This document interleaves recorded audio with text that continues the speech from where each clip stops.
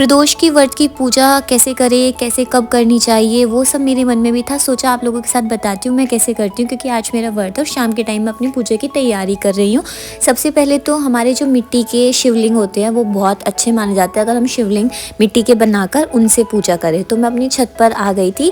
अपने गमलों में से मिट्टी लेकर बहुत प्यारे से क्यूट से मैं अपने शिवलिंग बनाती हूँ। और बीच में मैंने मम्मी से जो अभी आपने पत्ते देखे थे ना, मैंने सारे बेल पत्र, शमी के पत्ते, सारी चीज़ें इकट्ठी कर ली थी। और यहाँ पर मैं अपने ऊपर से अपनी छत पे से जो हमारे गमले हैं उनमें से फूल तोड़ कर लेके जा रही थी। जितने मेरे हाथ में आए इतने मैंने फूल तोड़ लिए और बहुत प्यारे थे। कुछ चार चार एक जगह लगे हुए, इतने प्यारे लगते। ये वाला मुझे सदाबहार बहुत ही अच्छा लगा, रानी कलर जो डार्क पिंक कलर होता है ना, वो वाला मैंने तो सच्ची में फर्स्ट टाइम देखा जब मम्मी ने लगाया। मैंने बोला भी था मम्मी को। फिर यहाँ पर मैंने सारी चीज़ें इकट्ठा कर ली, धूप घास, समी के पत्ते, फूल वगैरह सारी चीज़ें। फिर मैंने क्या बनाया, मैंने बनाया पंचामृत, जो जिनसे उनका स्नान कराना है। पंचामृत में मैंने ली दही, दूध, शक्कर, घी और शहद। उसे अच्छे से मिक्स करके मैंने रख लिया। फिर मैं अपनी चौकी रेडी कर चुकी थी, वहाँ पर बैठने का आसन लेके आ गई। जल ले लिया पानी का, और वैसे कटोरे में पानी लेना है। उसके बाद मैंने बिंदी, वस्त्र रूपी कलावा, 2 लौंग, 2 हमारी हल्दी, 2 हल्दी की गांठें, और एक चीज़ और थी वो दिखाई नहीं दे रही है, और अश्वगंधा, बिंदी का पत्ता जो माता रानी को चढ़ेगा, चंदन, उनकी जो दक्षिणा देनी है वो सारी चीज़ें। और मैंने सारा सामान इकट्ठा कर लिया था। और इस डब्बी के अंदर थे मेरे काले तिल जो उनको चढ़ाए जाएंगे। हाँ, 2 इलायची भी चढ़ाती हूँ, वस्त्र रूपी कलावा सबको देना। और हाँ, ये भी बहुत इंपॉर्टेंट है, इत्र। उसके बाद मैं फल में जो भी चढ़ाऊँगी वो सब, और फिर इनका मैं भोग के लिए प्रसाद बनाती हूँ। तो मैंने बनाए लड्डू, और प्रदोष व्रत की कहानी पढ़ने के लिए किताब भी रख लेनी है। तब तक बीच में मम्मी और फूल लेकर आ गई थी, मैंने वो फूल उन्हीं में रख दिए। और धतूरा बहुत ज़रूरी है, धतूरा भी करना है, ठीक है। और भांग तो हमारे भोलेनाथ जी को पसंद है, तो वो भी रखनी है।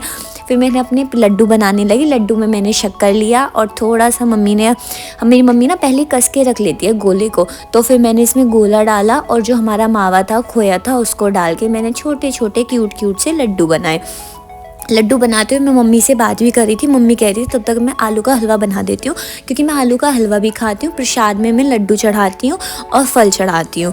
और आपको भी जो ये पूजा करनी है, ये शाम के टाइम ही करनी होती है। इसका एक टाइम मिल जाता है, आप यूट्यूब पर देखेंगे तो हमेशा मैं वहीं से ही टाइम देखकर तभी पूजा करती हूँ। आज का टाइम था 6:45 बजे से 8:15 बजे तक का, तो मैंने उस ड्यूरेशन में अपनी पूजा कर ली। और मंदिर में जाके भी मैं पूजा करती हूँ। सुबह में ऐसा कंपल्सरी नहीं है आप मंदिर जाए, बट शाम में ज़रूर जाना चाहिए। मंदिर नहीं जाओगे तो पूजा इनकम्प्लीट ही मानी जाती है। और घर पे भी अपना अच्छे से पूजा करनी है। और मिट्टी के जो शिवलिंग बनाने हैं वो बहुत ज़रूरी है, वो बनाइए। और उसमें पहले तो आपको अपने जो क्या बोलते हैं, हमारे शिवलिंग जी को जो मैंने बनाया है अभी पंचामृत, उनसे स्नान कराना है। फिर हमें स्वच्छ जल से स्नान कराना होता है, ठीक है। और मैं ये व्रत काफ़ी टाइम से रख रही हूँ, मैं यही विधि, यही प्रोसीजर यूज़ कर रही हूँ। मैंने इसलिए सोचा क्योंकि बहुत सारे लोग यही सोचते हैं। वैसे देखो, मुझे नहीं पता मैं सही तरीके से करती हूँ गलत तरीके से करती हूँ, तो प्लीज़ मुझे जज मत करना।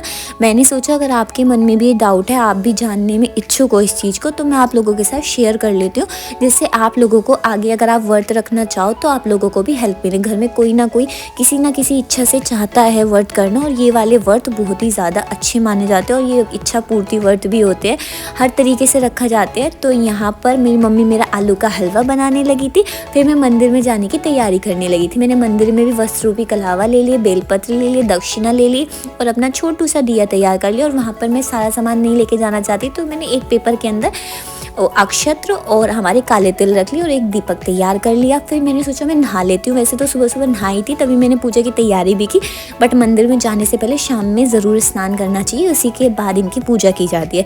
हो सके तो देखो, आज थर्सडे था तो मुझे येलो कपड़े पहनने चाहिए थे, बट मेरे पास कोई येलो कपड़े थे नहीं, इसलिए मैंने रेड पहन लिया।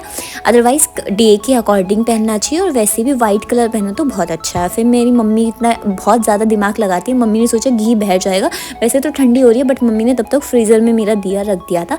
फिर मैं उस दिए को लेकर मम्मी के साथ ही गई, क्योंकि अंधेरा होने लगा था। अभी देखो दिन है, जब तक हम मंदिर जाएंगे तब तक अंधेरा पूरा हो जाएगा। और पता है, मैंने मंदिर में जाके पूजा करते हुए तो रिकॉर्ड नहीं किया, बट हाँ मंदिर को बाहर से रिकॉर्ड करके दिखा दिया।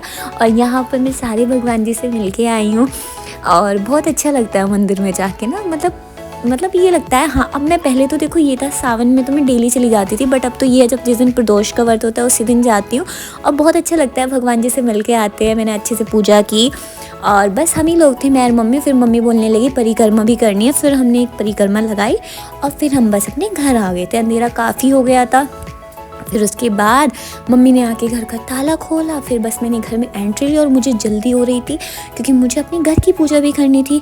फिर सबसे पहले पूजा में क्या करना है, पूजा की विधि अब स्टार्ट होती है। थाली लेनी है, थाली में सबसे पहले स्वास्तिक बनाना है, फिर उसके ऊपर एक बेलपत्र रखना है, बेलपत्र के ऊपर आपको चंदन लगाना है, फिर उसके ऊपर जो मिट्टी के शिवलिंग बनाए हैं वो रखने हैं। फिर हमें पंचामृत से स्नान कराना है। स्नान कराने के बाद अपने जो शिवलिंग है उनकी अच्छे से मसाज करनी है, फिर स्वच्छ जल से उनका दोबारा से स्नान कराना है। फिर चंदन का टीका लगाना है, बेलपत्र पे चंदन का टीका लगाकर बेलपत्र चढ़ाने हैं। 5 बेलपत्र चढ़ाइए, 7 बेलपत्र चढ़ाइए। फिर जो जो सामान हमने निकाला है वो सब चीज़ें उनको अर्पण करनी है। फूल अर्पण करने हैं, दोनों जगह पे अक्षत अर्पण करने हैं। हमारे जो गणपति जी महाराज होते हैं उनको जो हल्दी का जोड़ा है वो अर्पण करना है। माता रानी को बिंदी लगानी है, उनको उनकी मांग भरनी चाहिए, उनको रोली का टीका लगाना चाहिए। हमारे गणपति जी को अक्षत बहुत पसंद है, उनकी भूख मिट जाती है, अक्षत खिलाने चाहिए। हमारे भोलेनाथ जी को चंदन बहुत पसंद है, चंदन देना चाहिए। और सभी को वस्त्र रूपी कलावा जरूर पहनाइए, आपकी पूजा बहुत अच्छे तरीके से होगी। फिर आपने जो फल रखे हैं पूजा में वो फल चढ़ाइए। आपने जो मीठा बनाया वो मीठा खिलाइए, लड्डू खिलाइए, दक्षिणा दीजिए। आपको जो अश्वगंधा हमारे भोलेनाथ जी को बहुत पसंद है, अश्वगंधा चढ़ाइए।